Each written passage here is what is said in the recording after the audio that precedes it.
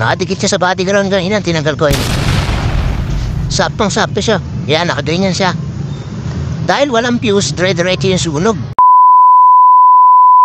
Good day mga par.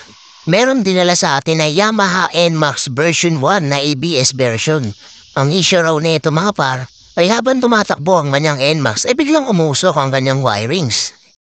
Kaya ang ginawa ni sir ay tinanggal niya kaagad ang terminal ng kanyang battery. Bali din nila sa atin to ay hindi na umaandar. Tulak-tulak na lang nila papunta sa atin. Kaya ang gagawin natin dito mga par ay check natin kung ano mga nasunog sa kanya. Let's go! At kinalas na natin ang kanyang front fairings at ito ang bumungad sa atin mga par. Kalat-kalat ang pagkakawiring ng kanyang driving light at ng busina. Basta na lang nilagay lahat ng wiring sa kanyang front fairings. Ayan mga par. At manipis ang ginamit ang terminal sa kanyang busina. At check natin ang mga part na nasunog. Ayan mga par. Tostado ang kanyang harness at nagdikit-dikit na. Maraming nadamay na wiring mga par. Ayan, check yan papuntang taillight. Tostado rin at nagdikit-dikit na.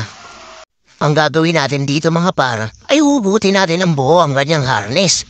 At babalatan natin at iisa-isain natin lahat ng wire niya para makita natin kung ano ang mga nag-shorted at mga nagdikit. Kailangan makasigurado tayo na hindi grounded ang kanyang harness. At sana hindi nasira ang kanyang ECU. Ayan mga par, pati yung negative ng battery ay sunog din. Kailangan natin mahanap kung anong dahilan ng pagkasunog ng kanyang harness. Let's go! Na mga sir, nahanap na natin yung pinaka-issue kung bakit naganda sunog-sunog yung kanyang harness. Ito mga sir, sunog-sunog siya. Dami niya sinunog na wire. Yan o, halos dikit-dikit na. Yan o, lutok. Dahil yan dito sa relay niya, ang busina, yung nagkabit ng relay. Ito kasing relay, kailangan nito ng live positive papuntang battery. Ayan, naglagay siya ng wire papuntang battery. Ang mali niya rito, hindi niya nilagyan ng fuse. Nakarekta to sa positive ng battery. Anong nangyari? Etong mahabang wire na to, kasama yan ng harness. Tumikit tong wire na to dito sa body ground, no? Meron siyang cut. Nakadikit siya sa body ground dyan. Yun ang tinanggal ko yun, no? Saktong-sakto siya. Yan, nakaganyan siya. Dahil walang fuse, dire-diretso yung sunog. Dahil nagdikit, positive, negative eh. Negative to, positive to. Tuloy-tuloy yung sunog, nag-init ngayon yung harness niya. Dahil hindi maputol to dahil makapal. Grade 16 tong wire na to eh. Tuloy-tuloy yung init. Amen, sinunog niya yung harness. Yan, tuloy-tuloy oh. Yung papunta sa pump, sunog. Papunta sa taillight, sunog din. Kaya ang ginagawa natin, binabaybay natin isa-isa. Yan o, tostado. Ngayon, hindi puputok yung fuse kasi mayroong positive na live eh. Hindi puputok to. Walang binalaman dito yan. Kasi ito, hindi maputol-putol eh. Positive negative na kagad yung nagdikit. Hindi na umano rito. Hindi na dumaan dito. Kaya yan o. Sulag-sulag siya. Magtataka yung may-ari, bakit hindi pumutok to? Sige, hindi na dumaan dito. Naka-rekta na yung positive mismo.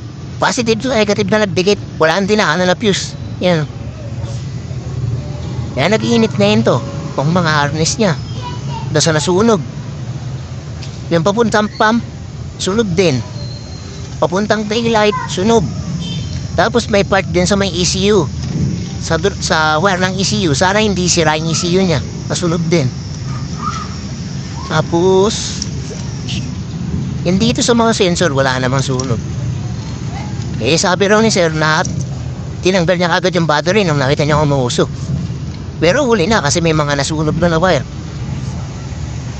Dahil lang sa maling kabit na ito. Tama naman yung mag-erekta ng positive sa battery para malakas ang horn, ang loud horn. Tama naman yan. Ang mali lang, walang fuse na nilagay. Kasi yan, dire-diretso ang sunog niyan. Pagka nakalagay ito sa live ng positive na walang fuse. Ayan, no? Lumikit. Ayan, nakadikit yan dyan. Ayan, gastos malaki. Napakamahal ng harness na ito kasi NMAX version 1 ABS to. Ayan, ABS siya. Kaya mahal ang harness na ito. Yan, susubukan natin reparin. update ko na lang kayo mga par. Ito na pala yung update natin sa NMAX na nasunog yung wiring. Kaya naibalik na natin siya sa all stop. Talinis natin, dinadal natin yung mga ibang wire na hindi kailangan. Pero nandito pa rin yung mga accessories niya kagaya ng driving light. Nandito pa din. Tapos yung loud door niya. Yan, check na yung wiring. Walang kakalat-kalat. Wow!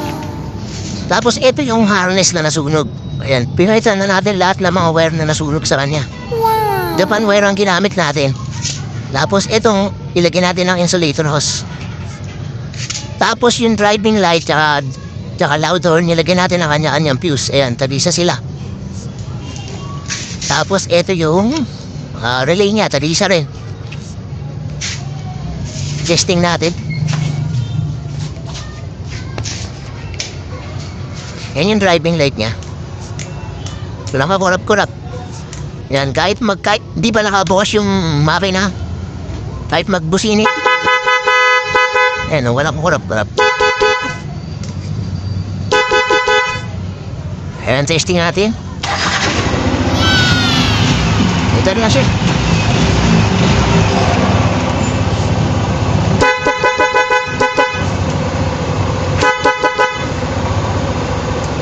Passing. Passing.